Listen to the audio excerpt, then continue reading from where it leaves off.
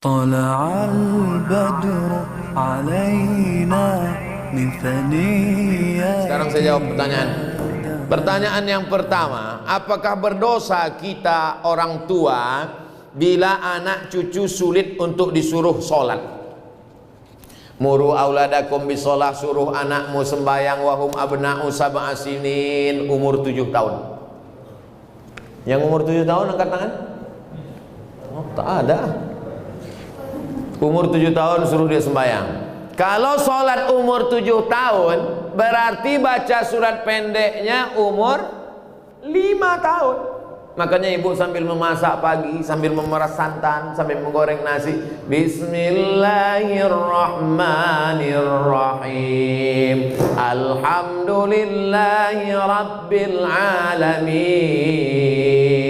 Ar-Rahmanirrahim, Maliki Yaumiddin.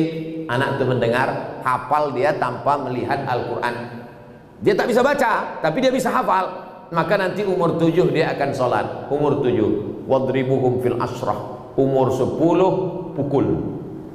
pukul dia. Tapi pukulnya tangan tak boleh terlalu tinggi, jangan sampai patah, jangan sampai maaf kena alat vital, jangan sampai lebam, jangan sampai tali telinga, lepas telinga itu sebelah. Abang, kata bininya, kemana telinga abang? Itu ditarik omakku dulu tak sembahyang. Nah, oleh sebab itu maka ini penting. Wadribuhum fil asrah. Masukkan dia ke pondok pesantren, SD IT, SMP IT, SMA IT. Yang tahan berpisah dengan anak, masukkan ke pesantren boarding school. Yang tak tahan berpisah, masukkan full day. Di Medan banyak, masuk pagi, jemput sore. Tidak ada yang bisa mengontrol, mengawal anak-anak kita ini selain benteng terakhir pendidikan anak-anak kita adalah sekolah agama. Sudah disekolahkan agama, sudah dikasih makan halal, sudah dikasih tunjuk ajar, sudah dinasehati, tak juga kita sudah tidak kurang usaha. Wala taziru waziratu wizra ukhra. Kita tidak memikul dosa orang lain. Bapak tak memikul dosa anak, ibu tak memikul dosa cucu, dosa tanggung masing-masing. Tapi kalau tak dididik dengan baik, tak sholat mereka, tak puasa mereka, pacaran mereka, LGBT mereka, maka ibu dan bapak berdosa karena menyia-nyiakan amanah. Alhamdulillah, masjid penuh, anak-anak datang. Alhamdulillah, tuh anak-anak banyak datang. Jangan takut ibu, jangan takut berdosa karena sudah dibawa anak ini ke masjid. Mana yang lebih kita dulukan? Kewajiban kita sama Allah atau sama suami? Kasihlah contoh. Kalau pertanyaannya umum, gimana saya mau jawab? Allahu Akbar, Allahu Akbar, kata azan. Datang lakinya, kau buatkan aku dulu kopi.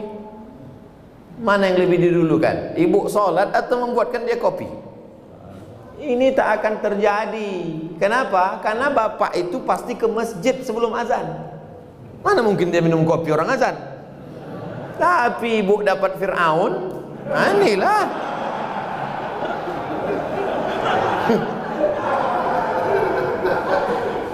Taatlah kepada suami. Innama huwa jannatuki wa naruki. Suamimu itu bisa jadi surgamu, suamimu itu bisa jadi nerakamu. Kan itu yang selalu dihafal hadis oleh suami kan? Surga kau, sini. Suami yang bagaimana bang?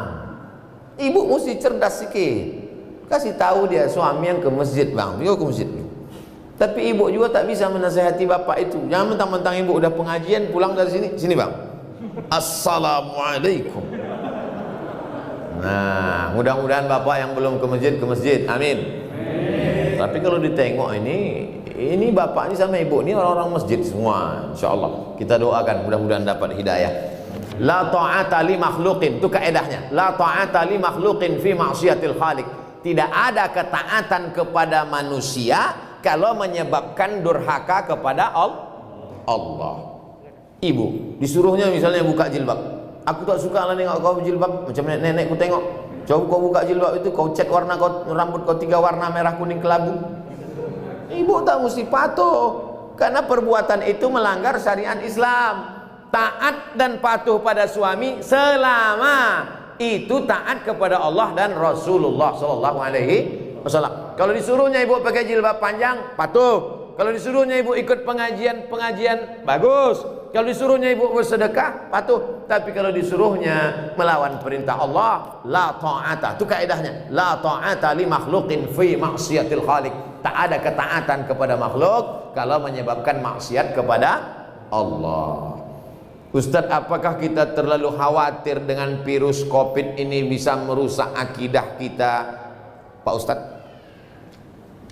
Misalnya bapak saking takutnya kena penyakit paranoid, ketakutan tak tentu arah, itu tauhidnya sudah kena itu. Wa kadzalika ja'alnakum ummatan wasata. Kami jadikan kalian umat yang pertengahan, tidak terlampau berani sampai nantang-nantang petantang petenteng, tidak pula terlampau takut, bukan ekstrim kanan, bukan ekstrim kiri, tapi pertengahan. Berserah diri kepada Allah, beribadah, ikut protokol, tetap ikuti, jangan terlalu terbawa oleh media. Yang namanya penyakit itu dari dulu sampai sekarang ada, dan tak semua orang yang kena COVID mati, dan tak semua yang mati itu kena COVID. Ada juga yang mati kena bersin. Berapa banyak orang tak sakit mati, menguap mati. Banyak orang yang tidur mati, tidur ketuk pintunya subuh tak bangun-bangun, pas dipegang udah dingin macam es batu. Oleh sebab itu berapa banyak pula yang dinyatakan positif sehat. Nah, itu jangan terlalu takut. Semua yang mati itu kata Nabi, lan tastakmil rizqaha wa ajalaha, lan tamuta nafsun, tidak akan mati orang qabla an tastakmila rizqaha wa ajalaha. Kalau sudah rezekinya penuh, kalau sudah umurnya penuh, pasti dia mati. Kenapa Abdul Somad itu tak mati-mati? Belum penuh. Mau dibunuh orang, mau diusir orang, disantet orang, kalau memang belum penuh tak mati. Tapi kalau sudah penuh, mati. Nah, ibu-ibu bapak ini semua belum penuh lagi. Nanti kalau ada yang penuh, kemana sih anda kemarin? Udah penuh dah, mati lewat. Jadi jangan terlalu takut. Takut itulah yang membuat kita akhirnya imun kita jadi turun. Kalau sudah imun kita turun, maka kekebalan tubuh kita hilang, penyakit pun datang. Saya tidak tablik akbar nih dari bulan Maret, April, Mei, Juni, Juli, Agustus. Pertama kali saya keluar sejak COVID, inilah ke Medan. Tapi tetap dengan protokol kesehatan. Nah, saya bawa-bawa kan ini biar jangan apa kali COVID itu. Insya Allah anak saya lepas pesantren akan lanjut ke Sudan. Sudan tempat saya kuliah tuh. Pertanyaan, anak saya wanita, bagaimana situasi dan kondisi Sudan saat ini? Sudan terjadi revolusi peralihan kekuasaan dari Jenderal Omar Bashir setelah 30 tahun berubah sekarang, dan terjadi kesepakatan antara tentara dan sipil. Setahun dipimpin oleh sipil, lalu kemudian oleh tentara. Terjadi pergolakan politik. Tapi bagi mahasiswa tidak terlalu berefek. Saya di sana bulan 12, 7 kali. Bulan Juli, kemudian bulan 12 saya datang lagi. Anak-anak mahasiswa beberapa dari Sumatera Utara. Saya membawakan bantuan untuk PPI, Persatuan Pelajar Indonesia yang dari Sumatera Utara. Saya bawakan bantuan. Nah, nih.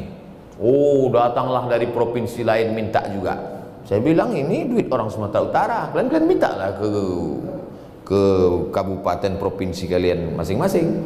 B, butuh berapa tahun biasanya untuk selesai S1 Pak Ustaz? S1 4 tahun, S2 2 tahun, S3 2 tahun dah bisa sidang. Tapi kalau mau lengkap 3 tahun, lewat dari 3 tahun kena denda. Jadi kalau umurnya berangkat 20 tahun, 4 tahun, 24, 26, 27, 28 28 pulang dia udah doktor. Tidak macam saya, udah 43 baru doktor. Judulnya akhirnya doktor juga. Tapi jadilah daripada tidak sama sekali.